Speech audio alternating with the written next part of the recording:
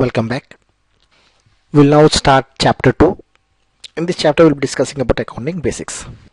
This chapter is divided into 4 separate videos, and in each segment, we'll be discussing a separate aspect of accounting. And we'll start with the emergence of accounting as a separate discipline.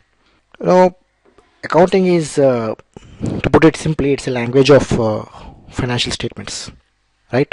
It's a language of financial statements. Now, whenever you see a balance sheet, it'll be telling a story.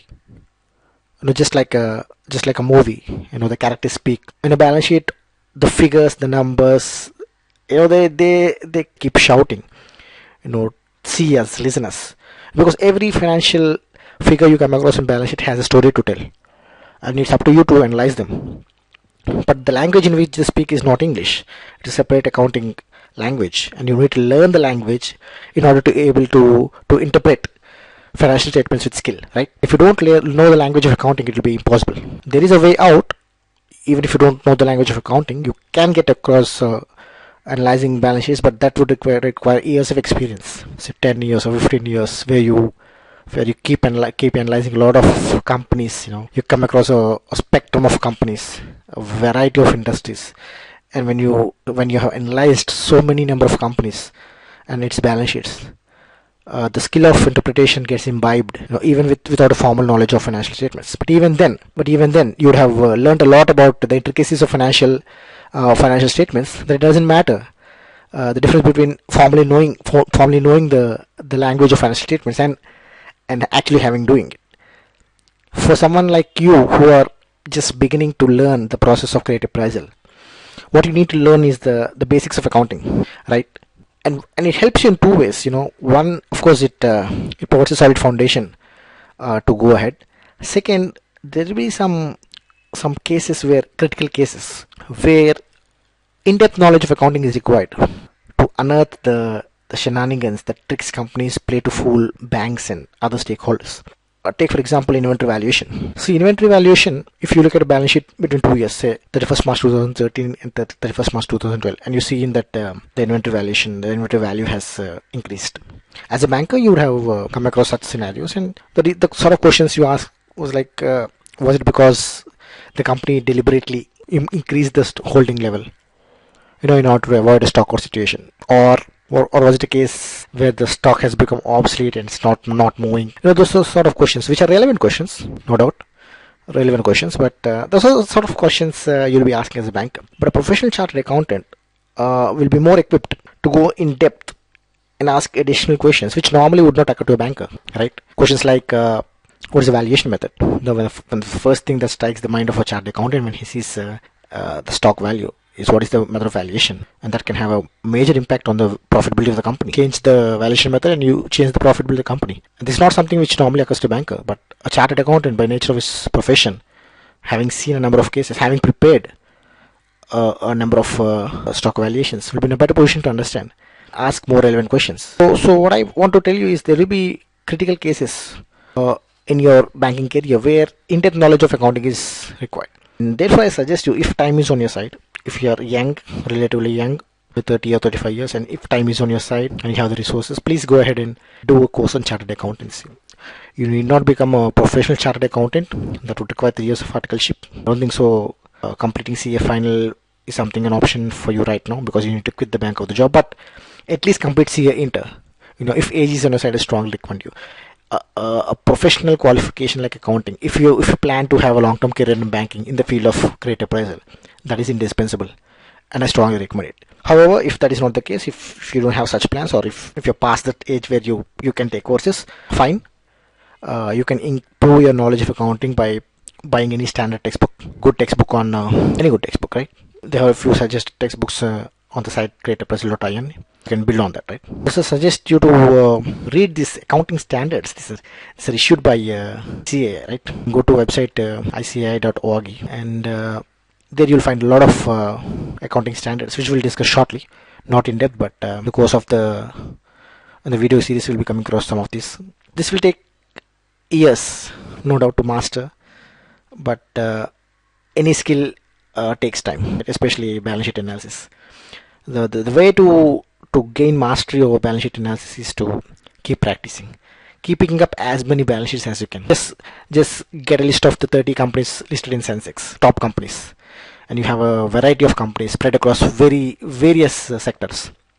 You have companies like Reliance, Steel, across the spectrum. Go to the Sensex top 30 companies, and all of them are listed companies. In their websites, in the company websites, the balance sheets will be available. Download the balance sheet and start analyzing them. The learning that you will achieve by analyzing, because those companies have a lot of entries, a lot of items, and each item will be a new item for you. And at this stage of your career, this is what you should be doing. You should be analyzing as many balance sheets as possible, and that is how you will be picking up the skills, the basic skills of balance sheet analysis. Now this will take time, no doubt. This will definitely take time, but I would suggest you to start now, right now. Especially if you're a young banker, 25 to 30 years, below 30 years. This is the age to start balance sheet analysis. Be serious in picking up many balance sheets. Okay, in your day-to-day job, you will be encountering many companies. You'll be analyzing the balance sheet. That is one part, but parallelly, you should be also working on balance sheets of renowned companies, because you'll be coming across a variety of terms and new items and new classifications, and that is how you will be improving your skills, right? I will now like to briefly tell you about the emergence of accounting as a formal discipline. From where did accounting emerge as a discipline? You see, even prior to accounting as a formal discipline, have these merchants and business establishments since time immemorial, centuries back, they used to maintain accounts. It's not a very professional way of maintaining accounts, but it served the purpose. Just as a housewife maintains accounts, they used to maintain this account. See this table. Now, this is how a housewife would prepare a monthly budget, right? This is how she would normally do. She will list all the income items on one side, so the husband's salary and some other income sources. So she should add up all the income sources. Then she will list all the expenses, house rent and milk and all the stuff, arrive at the total, and what is left is the saving.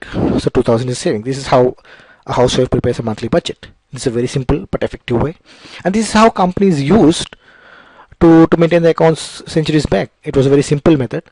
It allowed them to make one important judgment, and that was important at that stage, and that is whether the company has made profit or loss. That was immediately evident from the budget they used to prepare, because at the end of the day, if their income is more than expenses, they made a profit.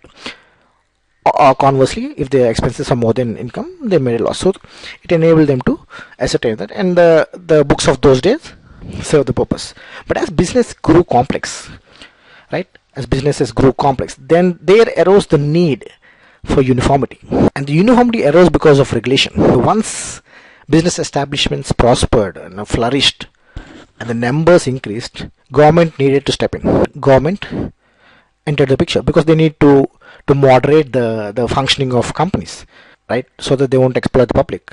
And once government started monitoring the companies, they needed to have a uniform sort of rules to prepare balance sheets and other financial statements, because a rule needs to be same for everyone. And when a government says you need to follow this, it has to be same for everyone. So government started to engage certain bodies, professional bodies, and those bodies frame set of rules, and that is what accounting is. Accounting is nothing but a set of rules framed by a competent body. Now, who this competent body is something which we'll discuss later, but that is what accounting is. It's just a set of rules, and you need to learn these rules to be able to interpret financial statements. Because that is the language of financial statements. Accounting is the language of financial statements. At this point, I would want you to remember only 2 points, just 2 points. One, the transactions that are entered in the books of accounts are transactions that can be measured in terms of money. Now, that's the first point that you need to understand. Any event or transaction that cannot be measured, that cannot be quantified, doesn't get into the books of account. Take, for example, a CEO, a very successful CEO is about to retire, and it's a big loss to the company. This CEO was very successful, was instrumental in bringing many customers to the company. He had a great style of leadership, and his departure would definitely lead to a big loss, a financial loss. But you cannot quantify that, right? You can say statements like he was very successful, he was very important in the company, his departure will be a big loss to the company, but all these are qualitative statements. They're not quantifiable quantities, right? You cannot measure that. So no matter how important, how significant the event is, if it cannot be measured in terms of money, you cannot enter it in the books of account. So the first point that I need you to remember is any transaction that can be measured in money terms gets in the books of account. Otherwise, no matter how significant it is, it cannot be entered in the books of accounts, right? The second point that I need you to remember is a particular language in which you enter transactions. You see this example. Now the company made a payment of 10,000 to Manish after deducting 1,000 towards penalty for not being for being late on 3 days. Manish was not happy about the penalty. He made a fuss about it, but the management did not budge.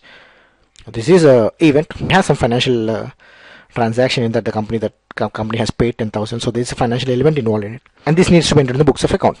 But this is not the way in which you enter the books, right? This not, you don't enter transactions in plain English. There is a particular language, and that is the language you are going to learn, right? There's a particular way in which journal entries are made. You are going to learn this in the next chapter. So at this point of time, I want you to understand only these 2 points. One, only those transactions that can be measured in money terms gets into the books of accounts, and 2, there is a particular language in which there needs to be entered, right? So we spoke of accounting being a set of rules, right? So the question is, who frames these rules? Well, every country has its own accounting body which prepares these rules. It's the Institute of Chartered Accountants in India. In the case of India, in the case of United Kingdom, it is the ASB, the Accounting Standards Board. In the case of US, it is the case of FASB, Financial Accounting Standards Board. It varies from country to country. All these bodies are just a group of professional accountants empowered by the law of the land.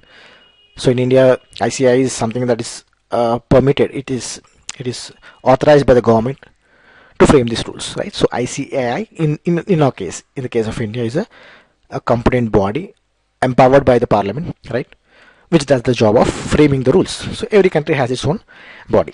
So when you come to the case of ICAI, what you need to know is there are some 32 accounting standards.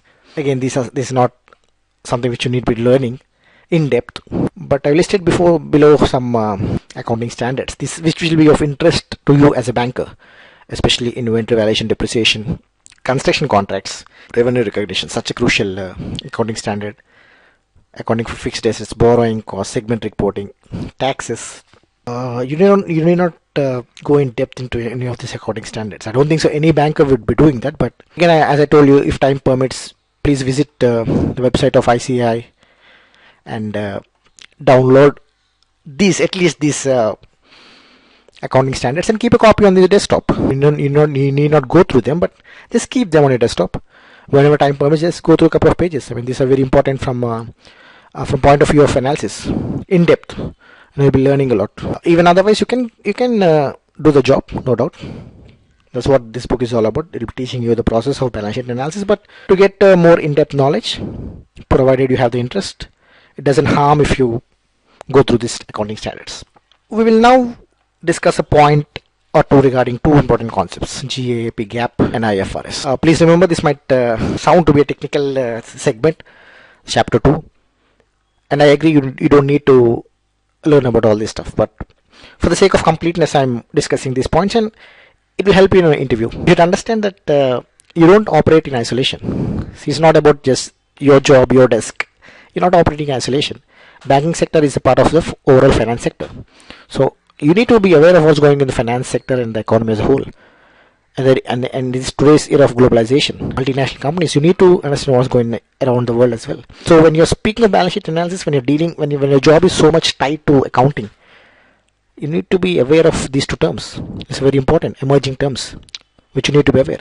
Some big customer, multinational company client talks to you about these terms during the discussion. He utters something like GAAP, and you don't want to be asking him what is GAAP.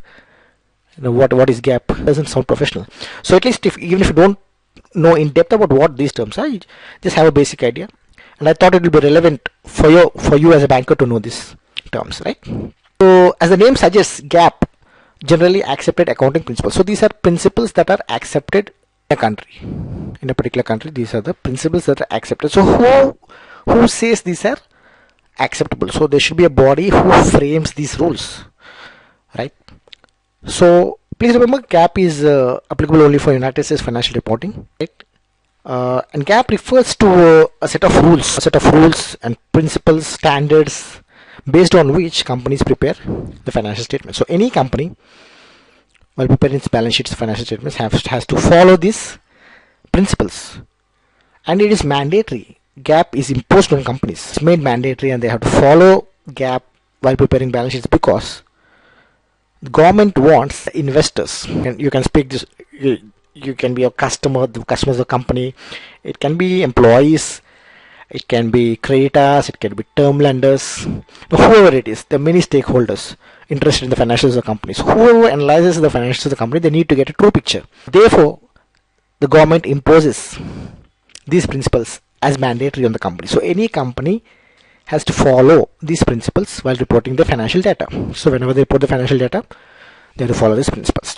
So GAAP covers many aspects such as revenue recognition and other stuff. You need not get into them, but just remember, as in India, we have ICAI, which is the apex body in framing the rules. In US, you have FASB. We discussed this already. So it is FASB which frames GAPs. Okay, it is FASB who frames GAAP. We're speaking of GAAP as being a set of rules applicable to US financial reporting. So just as in India we have ICAI, in US you have FASB, and it is this FASB that frames GAAP. Right. There is another term that I would talk to you regarding this IFRS, right? So in India, told you we have ICAI. In US we talk of FASB. So each country will be having its own competent body of qualified accountants who will be framing the rules which are acceptable. So those rules are acceptable in that particular country only. But you know, today the globalization is forcing many companies to have multinational presence. An Indian company like Infosys has presence in foreign locations like China. You know, we are operating elsewhere outside the country. So you need accounting principles that are acceptable across many countries, and that is where IFRS comes in. So IFRS is a move towards more globalized principles, and GAAP is slowly being phased out in favor of IFRS. So IFRS is a set of international accounting standards, right? And slowly we're moving towards IFRS. So just as the US GAAP is framed by FASB, Indian GAAP is framed by ICAI, this IFRS is framed by a body called International Accounting Standards Board, IASB. It was earlier called IAS, International Accounting Standards, it's now renamed as IASB. And the goal of IFRS is to make international comparisons easier. That is the purpose. As I told you, this is a very theoretical segment, 2.1. You could have skipped this, but in the process you have anyway learned a couple of new terms which will help you. At least you won't be scared the next time you hear terms like GAAP and IFRS. So that brings us to the end of the segment. In the next segment, in segment 2.2, we'll be starting accounting concepts. We'll discuss the basic concepts of accounting, which will be useful for us in our future course. Right? See you then.